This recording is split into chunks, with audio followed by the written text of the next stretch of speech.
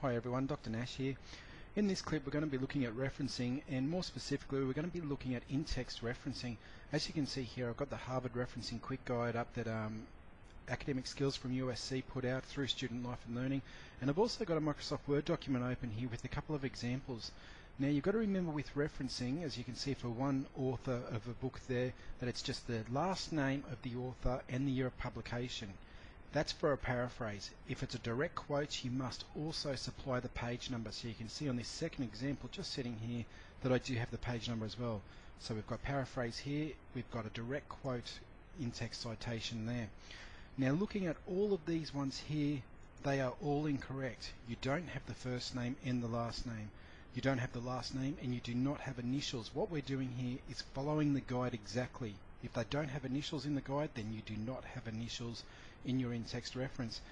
Much the same as here of having random a colon or semicolon put into places where it shouldn't be. You should be following exactly what the guide says. If it has a comma, a space, a p, a dot, and a 13, that's exactly what you want. So even in this case where you've got the colon in between the last name and the year of publication, it is incorrect. You've got to remember here that lecturers and course coordinators, they're pedantic about referencing, just the same as journals, when we send our articles to them, they're pedantic about referencing as well. So it's something you have to get right. You can't even put the first name and the year of publication. It must be correct. Last name, year of publication, and non-direct quotes, you'd also supply the page number. Now, another common one that we do get is once you get to 4 or more authors, if there's 3 authors to an in-text reference, you have to state all 3 authors. As soon as you get to 4, you have this little et al in there. Et al literally means and others. Now you'll put Nash et al, say if there was 4 or more authors in the in-text reference, so we've got our et al there, but that signifies that if you go to the citation in the list of references, which I've put here, that then there will be listed all of the authors of that document. So you can see here that there's Nash, Turner, Smith, and Lee.